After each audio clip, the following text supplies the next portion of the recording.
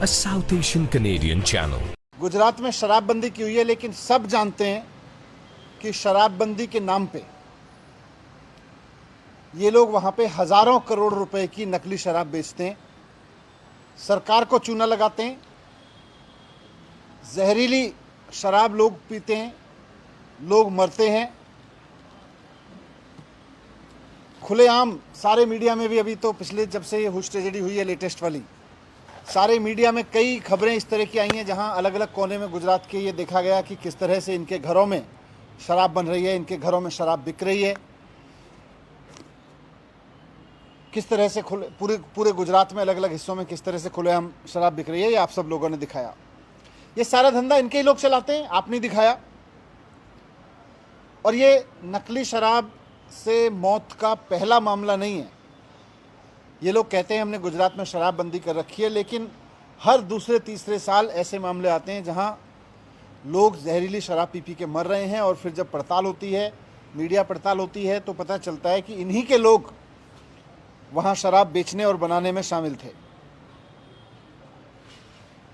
जहरीली शराब P P के लोगों की जान जा रही है, लेकिन जहरीली शराब बेचने का, नकली गैरकानूनी तरीके से शराब बेचने का इनका धंधा दिन दूनी रात चौगनी तरक्की कर रहा है। ये मॉडल इन्होंने गुजरात में लागू कर रखा है। दूसरा है दिल्ली में लागू मॉडल। दिल्ली में हमारी सरकार पिछले साल एक नई एक्साइज पॉलिसी लेके आई, एक्साइज पॉलिसी 2021-22। 2021-22 की पॉलिसी लागू होने से पहले दिल्ली में सरकारी दुकानें थीं, ज़्यादातर सरकारी दुकानें थीं। सरकारी दुकानों के ज़रिए दिल्ली में शराब बिकती थी और खूब भ्रष्टाचार होता था उसमें, ब्रांड पुशिंग से लेके और कई तरीके की खबरें आती थी। मैंने खुद रेड कर करके भ्रष्टाचार पकड़ा था वहाँ पे। हमने उस पॉलिसी को ख़त्म करके एक नई पॉलिसी बनाई। दिल्ली में पहले कुछ दुकानें प्राइवेट भी होती थी, लेकिन जो प्राइवेट दुकानें थीं वो इन्होंने अपने ही यारों दोस्तों के नाम पे लाइसेंस दे रखे थे और उनसे लाइसेंस फीस भी कम लेते थे, बहुत कम लाइसेंस फीस लेते थे। और कई साल से लाइसेंस फीस भी नहीं बढ़ाई थी इन्होंने।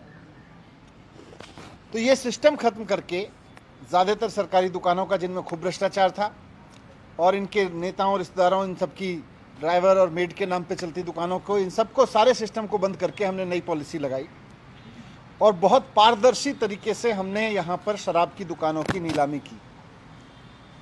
पहले, यहाँ आपकी जानकारी के लिए मैं बता दूं कि पहले दिल्ली में 850 दुकानें होती थीं।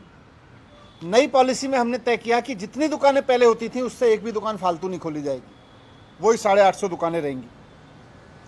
पहले इन दुकानों से सरकार को करीब 6000 करोड़ रुपए का रेवेन्यू मिलता था शराब पॉलिसी में।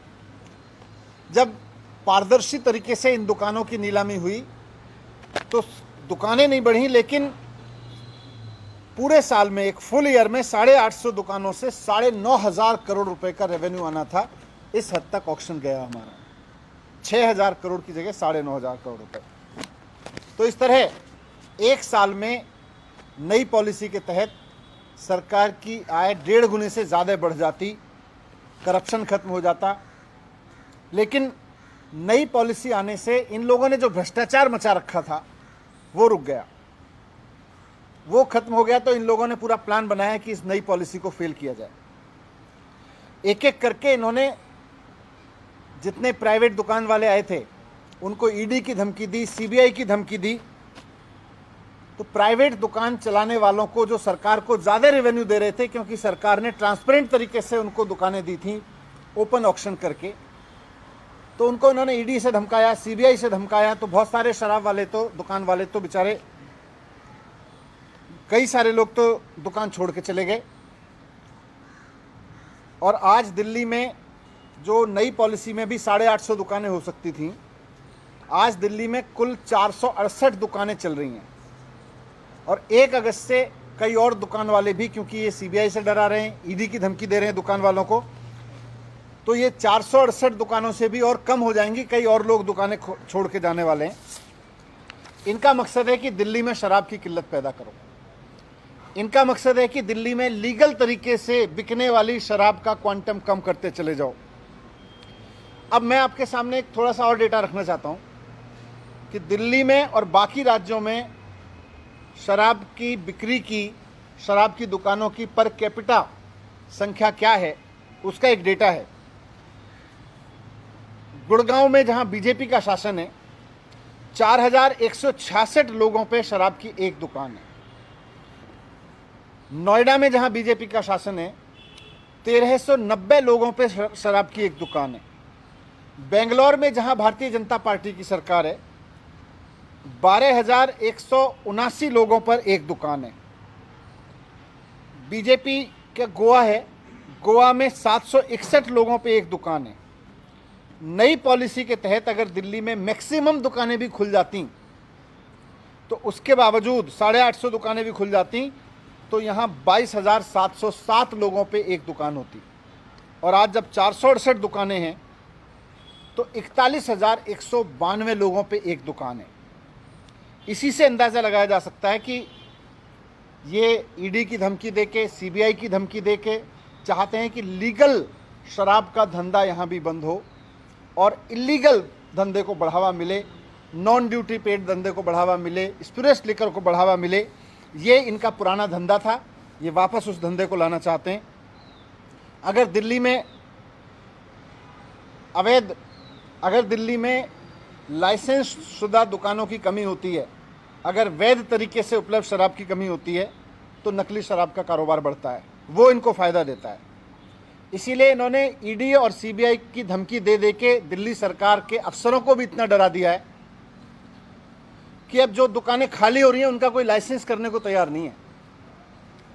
दुकानें जैसा मैंने बोला बहुत सारी खाली हुई, अरबी और भी होंगी, लेकिन इन्होंने ईडी और सीबीआई की धमकी दे दे के अफसरों को इतना डरा दिया है कि अब कोई जो दुकानें खाली हो रही हैं उनका ठेका देने को, उनका ऑक्शन करने को, उनका टेंडर करने को तैयार नहीं है, उनकी नीलामी करने को तैयार नहीं है।